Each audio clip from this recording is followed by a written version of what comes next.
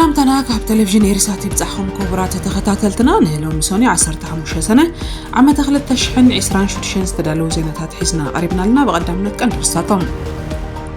تقرأي كالق جيتنا يمسكها مع عظم 5 بالله تقليزو صوماليا إسرائيل مس صومالي لاند تقبرو زلات امدوا ملكتا متنقاط هيبا لأخ نروي بقداي عمت نا 4 عمت كأسر تفريدوا أب إثيوبيا أبلع الحانت ماكينة بزقات أم حدقة هيوت 31 سبات حليفو زبلون كالوتنيوم سرسرة مسعب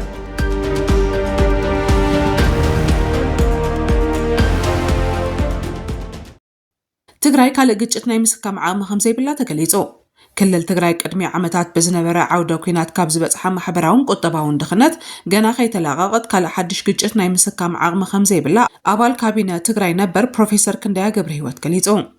هو حد قدم كوينات زنبرة بايتو بمملاس عبي لعلي جيزياو من محدار كل تقرأي علوان منقستي كمزف هتسأمس قلت علوان مرارحة ودب سمرت بروفيسور كنديا أتيا بتقرأي زلو كجلة كبلز أو عمر حنت بزي جيتنا عقر قرن كنبر كم زي كل بقبري النار آي كمز ركب حبيرون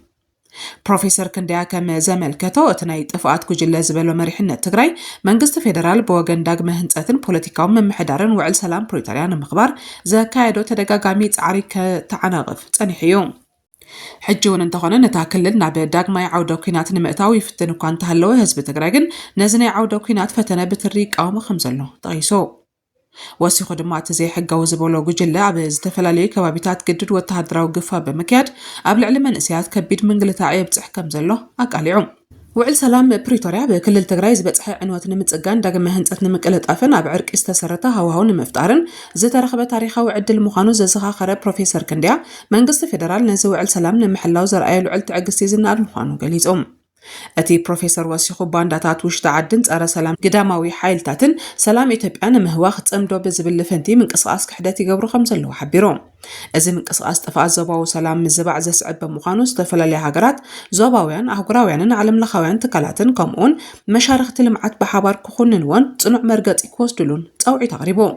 متى عدل إثيوبيا بسلام استسرت مخانو زغلص بروفيسور كنديا بكل تግራይ زلو زي تفتحو بوليتيكاون من محدراون قدات بسلاماوي زته بحق منغستاون ديمقراطياون منገድ ድንበር ወታደራዊ ስጉምታት ክፍትሑ ከም ዘይከሉ አተሐሳሲቦም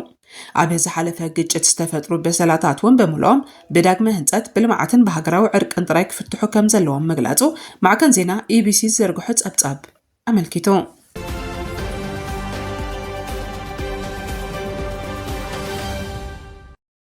ኣብ ትግራይ ካብ ኩናት ጎደሎ ሰላም ተኾነ ከም ዝሓይሽ ተገሊጹ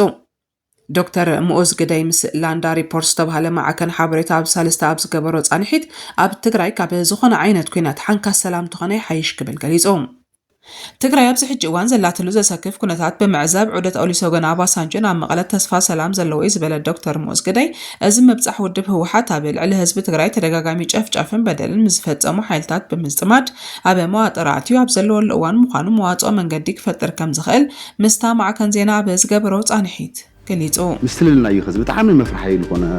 ኩነታት ትሪኦ ተላሃስ ዝኾነ ዓይነት ናይ ሰላም ጅማሩ هيل تقولون نيكا تمسكون نيكا تقبل حقه فايل تقبلون نيكا أوليسونجن أو سانجوس بعلو كل فايدو أهوني عملي يناي سلام مسارح كل ليفل ترجع زي ما قلت العالم أنا الرئيس تأيو أو حمز عين مواد كاواتها تأخذ تجبر سويها لو بدل حمد عينها عفينها أي تور ويت أي تأتي تعال الله نشان opportunity وين كتبك أمس تقدريها راح حسب تراسل وهم لجنة مغني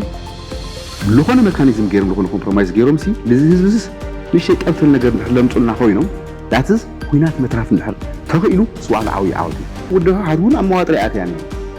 مسلم صامدات صميدا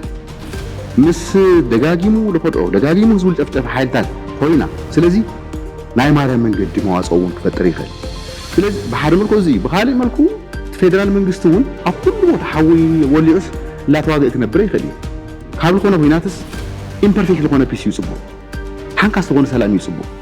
بخالق شنخ منغست فيدرال بوغن وعب ملاك كبابيتات إثيوبيا حول لعو أوج كنبر يكلن ولا ون جزيان معداك بزبل نحاتير وان ناب مسرح سلام انتداءاتيو كاب سخون عينة وج حنكاس سلامي حيش كبل تزاريبو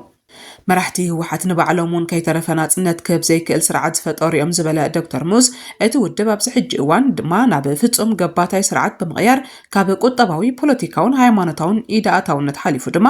ኣብ ህሞት ብህይወት ምንባርን ዘይምንባርን መሰል ውልቀ ሰባት ኣትዩሎ ክብል ጠቂሱ ሓደ ናይ ምልክነት ኢንዳስትሪ ይፈትዩ ከዚ ኢኻ ተኮይንካ ኣብዚ ኸይድ እዚ ታእዩ ሞት ዋና ሰንተር ፒስ እዩ እዚ ትኾን ተሎ ልባዕሎም እኳስ ነፃነት ለይህብ ስርዓት ልፈጠሩ መልእኽቲ እዮም ይብሎ ምክንያቱ ካብ ውድብስ ካብ ህይወት ካብ ፖለቲካ ካብ ውልቀ ሰባት ካብ ዕላማታት ህይወት ካብ ረብሓ ዝብስ ቢገር ዘን ላይፍ ኮይናስ ካልእ ኢንዲፔንደንት ኤግዚስታንስ እዩ ክወሃባ ተገይሩ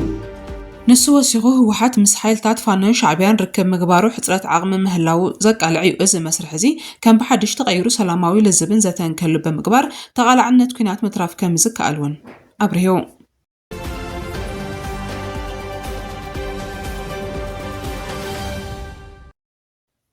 ሶማሊያ እስራኤል ምስ ሶማሊላንድ ትገብሮ ዘላ ጽምዶ ኣመልኪታ መጠንቀቕታ ሂባ ፕሬዚደንት ሶማሊያ ሐሰን ሼክ ማሕሙድ እስራኤል ምስታ ዝተፈንጨለት ግዝኣት ሶማሊላንድ ትገብሮ ዘላ ምትእሳር ነቲ ዝካየድ ዘሎ ዘተን ናብ ሓባር ሃገር ንምጥርናፍ ዝግበር ዘሎ ጻዕርን ከዳኽሞ ከም ዝኽእል ኣጠንቂቑ እቲ ፕሬዚደንት ኣብ ዝሃቦ መግለጺ ከምዚ ዓይነት ተሳትፎ ግዳማውያን ሓይልታት ነቲ ግዝኣታዊ ሓድነት ሶማልያ ንምዕቃብን ነባሪ ሰላም ንምምጻን ዝዓለመ ዲፕሎማስያዊ ጻዕርታት ኣብ ምትዕንቃፍ ተራ ክህልዎ ከም ዝኽእል ኣፍሊጡ ኣብ ሰሜን ሶማልያ ትርከብ ሶማሊላንድ ኣብ 1991 ናጽነታዊ ጃኳ እንተነበረት ዛጊት ብደረጃ ዓለም ተፈላጥነት ኣይረኸበትን ዘላ ይኹን እምበር እስራኤል ንሶማሊላንድ ኣፍልጦ ዝሃበት እንኳ ሃገር ብምዃን ምስታ ግዝኣት ንምትእሳር ተገዳስነት ተርኢ ከም ዘላ ጸብጻባት ይሕብሩ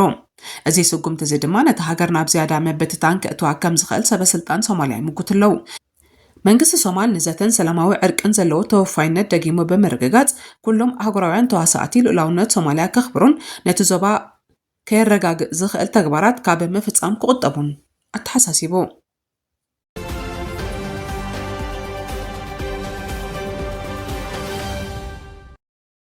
ኢራን ምስ ኣሜሪካ ኣብ ስምምዕ ስለ ዝተበጽሐ ሕሉፍ ገበናት ተረሲዖም ማለት ከም ዘይኮነ ገሊጻ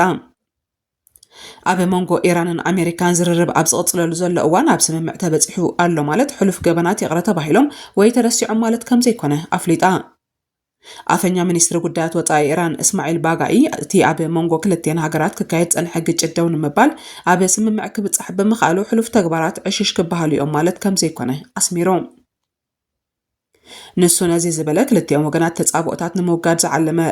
ረቂቕ ስምምዕ ንምግምጋም ኣብ ናይ መወዳእታ ደረጃታት ከም ዘለዎ ኣብ ዝንገረሉ ዘሎ እዋን እዩ ኢራን መርገጽታት ኣሜሪካ ይቀየር ምንባሩ ዘይምትእማን ፈጢሩላ ከም ዝጸንሐውን ኣንጸባሪቑ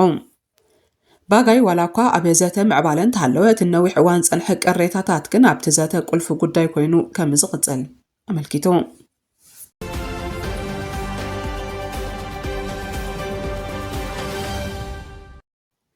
ልኡል ኖርዌይ ብጉዳይ ዓመፅን 4 ዓመት ክእሰር ተፈሪድዎ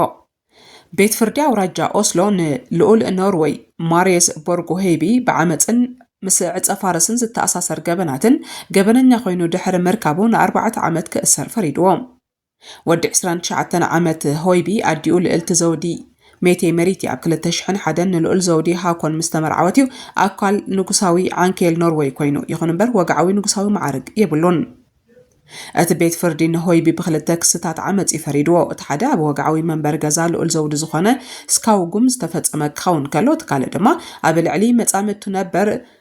ኖራ ሃውክላንድ ብዘቤታዊ ዓመፅ ከምኡውን ምስ ዕፀ ፋርስ ዝተኣሳሰር ገበናት ገበነኛ ኮይኑ ብምርካብ እዩ እንተኾነ እኹል መርትዖ ብዘይምህላው ካብ ካልኦት ክልተ ክስታት ዓመፅ ናጻ ክኸውን ከም ዝኻለ እዩ ዝግለጽ ዘሎ ሆይቢ ነቲ ክስታት ዓመፅ እኳ እንተነፀገው ቅድሚ ሕጂ ዘቤታዊ ዓመፅ ከም ዝፈጸመ ናብ 2020 ኣስታት 3.5 ኪሎ ማሪዋና ከም ዘጋዕዘን ተኣሚኑ ምንባሩ ዝዝከር እዩ እቲ ን7 ሰሙን ዝቐጸለ መርመራ ኣቓልቦ መላእ ሃገር ሰሓበ ኮይኑ ሆይቢ ዝቐረጾም ናይ ብሕቲ ቪድዮታት ዘቃልዕ ነይሩ ቤት ፍርዲ ከም መርትዖ ክጥቀመሎም ዝኽእል ባዕሉ ዝቐረጾም ልዕሊ 800 ኤሌክትሮኒካዊ መልእኽትታት እውን ተረኺቦም እዮም ካብ ሓደ ለካቲት ጀሚሩ ኣብ ማእሰርቲ ዝጸንሐ ሆይቢ ሕክምናዊ ምኽንያት ብምቕራብ ኣብቲ ፍርዲ ዝተዋህበሉ እዋን ብኣካል ኣይተሳተፈን ንሱ ንመስርዕ እቲ ፍርዲ ኣብ ቤት ማእሰርቲ ኦስሎ ኮይኑ ብውሕስ ቪድዮ ሊንክ ኣቢሉ ከም ዝተኸታተሎን ክሳብ ሕጂ ኣብኡ ተኣሲሩ ከም ዘሎን ማዕከናት ዜናታት ሃገር ሓቢረን ልዑል ዘውዲ ሃኮን ሆይቢ ኣባል ንጉሳዊ ቤት ከም ዘይኮነን ከም ዝኾነ ዜጋ ኖርዌይ ሕጋዊ ሓላፍነት ከም ዘለዎን ኣስሚሮ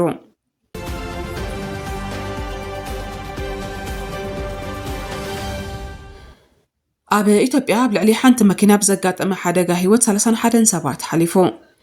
እታ ካብ ደሴን ናብ ኣዲስ ኣበባ ትጓዓዝ ጸንሐት መጓዓዝያ ህዝቢ ዝኾነት መኪና መንጎ ከተማታት ደሴን ኮምቦልቻን ናብ ዝርከብ መንገዲ ሃረጎ ምስ በጽሐት ካብ መስመር ወፂያ ናብ ገደል ምእታዋ ስዒቡ ብዘጋጠመ ሓደጋ ብውሕዱ 31 ሰባት ከም ዝሞቱ ቤት ጽሕፈት ርክባት ክልል ኣምሓራ ኣፍሊጡ እቲ ሎሚ 15 ሰነ ዘጋጠመ ከቢድ ሓደጋ ትራፊክ ንብዙሓት ተጓዓዝቲ ንሓደጋ ዘቃልዐ ክኸውን ከሎ ገሊኦም ድማ ከቢድ ጉድኣት ከም ዝበጽሖም ተገሊጹሎም እቲ ኣጋጢሙ ዘሎ ሓደጋ ብሰንኪታ መኪና ኣስታት 100 ሜትሮ ዝግመት ኣጻድፍ ዘለዎ ገደል ብምእታዋ ምዃኑ ቤት ጽሕፈት ርክብ ክልል ኣብሪሁ ነቶም ካብቲ ሓደጋ ዝተረፉ ተጓዓዝቲ ኣብቲ ከባቢ ናብ ዝርከቡ ትካላት ኣገልግሎት ሕክምና ንምጉዓዝን ኣድላይ ዘበለ ሓገዛት ክረኽቡ ጻዕርታት ይግበር ከም ዘለዎም ተገሊጾም ጠንቅቲ ሓደጋ ብልክዕ ምኽንያትን ንምፍላጥ ብፖሊስን ብዝምልከቶም ኣካላትን ኣብ መስርሕ ምርመራ ከም ዘሎ ጸብጻብ ኣዲስ ስታንዳርድ ይሕብር كبرات التخطات لنا نهلو ميستدلو زيناتات أبزي زازمنا لنا سلام